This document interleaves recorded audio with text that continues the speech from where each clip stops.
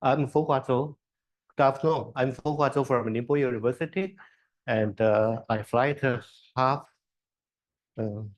half of the Earth to here to present this one and find that it was an online presentation. But anyway, it's good because this country is beautiful, and maybe we can make some sightseeings around. And briefly talking, and I'm working in the Laboratory of Impact and Safety Engineering in Ningbo University. And this work was conducted with my colleagues Yulong Li from Northwestern Polytechnic University in China. And the work was majorly conducted by the student, Mr. ZHANG, and who is going to graduate this year. Okay. It's working. And this is the main contents of my work. And this session, I know it's about residual stress and it's about industry applications, but my work is something different. And my work, my basic research interest is out of scientific topic, scientific curiosity. So that's why we called that why the Prince Rupert's job was so strong. That's a subtitle of this presentation. So to be briefly talking, then the materials of glass is quite useful in many applications because it's hard, it's transparent, and it's relatively low, has low densities. But the thing is that glass is very, very brittle. So basically, when you use it, and it will be very, very, very careful to avoid it breaking into pieces. The flux toughness of a typical glass is about 1 megapascal per square meters or below. So people used to toughen it. The fundamental way to toughen a glass, a particle glass, is by thermal tempering. And when we heat a glass to some temperature and cool it very rapidly, and it builds up a residual stress within it. On the side, well, I cannot put the point. On the out surface of the glass, is the residual stress is in the compressive state, so that prevents cracks and flaws from penetrating into the solid to break the pieces. So this is the basic tempering process. And the most interesting way of the tempering glass is called the Prince Rupert's job, started about 400 years ago. So people may ask and may find a lot of interesting videos from YouTube or the Bilibili, the Chinese video stations. So I first watched this job is about 15 years ago, and it's very interesting. How to produce this Prince Rupert job, and people just melt a glass into a melting spot and drop it into a glass of water, and it's created a tapered shape like this. So this Prince Rupert job has a head and tails. The interesting thing is that the head is very, very strong. It can sustain a very high pressure. Like this is up to 20 tons of force. But the tail of it is very, very brittle. So when you just bend it slightly, it fractures. When you fracture it with our naked eye, we can just see that it breaks, it pops up. But if you use a high-speed camera, you can see that the fracture of the Prince Rupert job is propagating from the tail into the head. And we call it a failure front propagations. So this thing has been well understood. So back in 1960, in 7th century, Hooper, in his famous micropedia, and he established the fundamental research on the Prince Rupert. These figures comes from his book, and these figures are very marvelous, fascinating, because Hooker plot this figure, the jaw, out of pure imaginations. He thought that I was informed. Could I have artificially divided a flawed jaw through the axis of the stand, he will find this like the rib bone of the fish, this pattern of the fracture. And then later we find that exactly like this. That's very interesting. So two basic questions regarding the thermally stressed glass particle, how it failures. There are two parts.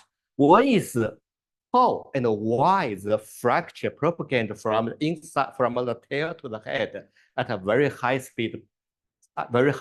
So this kind of research has been well conducted, like the Chandrasekhar in 1998. He found that the speed of the failure from the propaganda at about 1700 meters per second. And then later, another researcher, Chaudhary, in 2009, found that the failure front propagates about 1800s.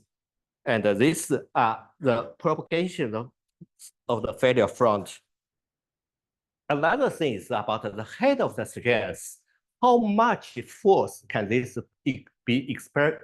Can this head sustain exactly? And this work was conducted in 2016 by Abbott, and who is very good at measuring the residual stress of glass specimens. And he measured this one using through the integrated photoelastic method. And he finds that a typical Prince robot's the residual stress is about 600 megapascal or even larger, the compressive stress in the surface. And inside it can be 300 or 400 megapascal. And when he pressured this specimen, he finds that this about 7.5 millimeter diameter head can sustain the compressive stress up to 20 kilonewtons. 20 kilonewtons. This is not large enough in our view, but the thing is that that's fine. And we know that the very high compressive strength make this one very hard, so it can sustain a pressure force up to 20 kilonewtons. But why it can sustain such force? This is our thinking. But the way I come from a mechanical group, so my basic work is on the mechanics analysis. So the shape of this Prince robot head is irregular. So exactly accurate measurement is difficult to conduct, because if you view the videos published in the video tab in the internet, we find that the failure point, most cases eventually started from something like the tail or the leg part. When you print a specimen like this shape, it is very hard to keep it straightforward. So when it slightly slipped, it bended. When it bended, it breaks instantly. So that's the thing. So our research aim is to establish a methodology to quantitatively evaluating the compressive stress of the sample. So how do we do that? A Prince robot job looks like this. My students can create this one, dozens of them in just half days, and we just print it, but also that's large in about this size. But this shape of specimen is very hard to quantitatively evaluate. So we split this into two problems. One is the sphere of it, and the other is a thin rod of it. We try to investigate how a strength the sphere force can sustain, and how a failure from the propaganda in this rod. Today, I'm talking about the first questions. How much compressive force a tempered glass sphere sustain? Why this one can sustain a very large compressive force? And how, if it failures, how a tempered glass sphere under pressure? Okay, so this question is the topic of my talk. So how do we do that? First, we need to create fabricate the space sample. We buy the glass spheres from Taobao, just in China. It's very cheap, but the quality is very high. We buy the glass spheres and we buy the glass rods, just as reserved specimen. Then my student, Mr. Zhang Jia, fabricated a very sophisticated furnace. And the first furnace looks like this. We heat it to a temperature somewhere between the glass transforming temperature up to the softening temperature. So it's between this, some temperature between this one. Then using this line to drop it to move out of the furnace and blow it with cool air. With the adjusting of the air flux, we can introduce different level of residual stress inside it. So this is how we made a specimen. And for this one, it's the same thing. We make a different furnace and make the heating it and drop it into water to create a principle. I call it two things. One is the tempered glass sphere, the other is tempered glass rod. Okay, so this is what we made. The tempered glass sphere, and we have another one that is as received without any residual stress. For this one, we have a different level of tempering. So from the rings, the density of rings, we can just understand this one is tempered the most level, and this one are slightly tempered. But every tempering stress, residual stress, can be evaluated quantitatively exactly. So this is what we got. The B specimen, the C specimen, and the D specimen. This is the tensile stress inside, and this is the compressive stress outside. So we use this specimen, we compress it, but we didn't compress it directly. We must be very hard to use the tungsten, very hard cushion anvil, the tungsten carbide to press it with it. And the specimen, when we do the experiments, we put it into a gel and using the high-speed camera to recording, try to capture the failure instant of the specimen. So basically, this is one with different level one. So these are two typical curves. For A specimen without any temperature, without any tempering, the specimen just breaks in somewhere 5 kilonewtons. But for a tempered glass that is tempered most, the D specimen, the strength of it is about 40 kilonewtons. So by simply tempering it, the failure strength of the specimen is 6-8 times. So this is a magnificent card. If we view the things, the failure process of it is interesting. So for the unreceived specimen, when you compress it, it just fell from the upside and the lower side, the north pole and the south pole, where the pressure was applied, the platen was applied this way, and it fell in this way from here, and then suddenly the failure from the front propagated within the specimen, breaks the specimen. But for the tempered specimen, when you compress, you didn't find its failure. Up to this extent, suddenly it breaks, it blows, explodes into small pieces, very tiny process. But with some luck, we can capture some photograph which shows that the specimen doesn't fail from the north pole or the south pole, but rather the specimen failure from transverse part. So this is interesting. This gives us a direct hint why the tempered glass is so strong, because the failure point switched. Now, why the failure point switched? And now we can do everything the same. For each group of specimen, we have conducted more than 20 examples. This shows the failure strength and the scatter of strength. So for the untempered stress, the stress is somewhere here. For the other thing is somewhere here. It's about approximately 8 times larger. Okay, so these are the statistical data of these experiments.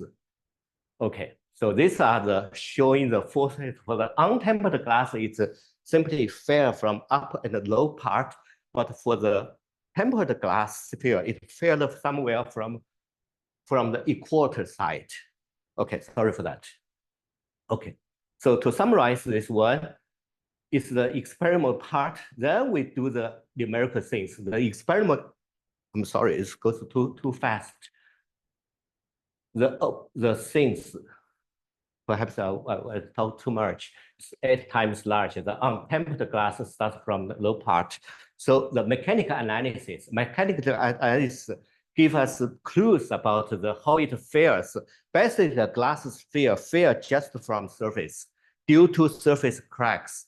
The thing is that you must create a tensile stress from the surface, and also making sure that the tensile stress can penetrate well inside the specimen. So these are the things. For the tensile stress creation, it's very well understood that the Hertzian crack will create it from the compact part zone. But for the tempered glass, it's different. Numerical simulation shows a specimen with the residual stress, especially the tensile stress, the compressive stress on the surface can prevent the crack from further penetrating the specimen. This is what we have seen. For the untempered glass, the tensile stress might create it here and then break like this way. For the tempered glass, however, if you create the specimen like this, push it here, the tensile stress may create it up to here, but it cannot penetrate inside the specimen. The reason is that up to this point, there are still tensile compressive residual zone that prevent crack from further penetrating into the specimen. So when the tempered glass goes further, it goes here. This is a tensile stress zone. The inside the tensile stress zone expand further, and then this tensile stress zone touched the outer surface, outer field of the specimen. Then the cracks can be created from the equator side. So this is what I sorry to interrupt. We are running out of time. Okay. So is that possible to move Okay. to a summary page? Okay, to summarize the thing, I'm not familiar with this thing. To summarize the thing, okay, this one is basically the extraordinary high strength of Prince Robert's job is due to the residual stress in the residual compressive stress outside. How it fares? It fares due to the squeezing effect, just like we squeeze a grape. If you squeeze grape, it will break from the outside, from the transverse side. Okay, so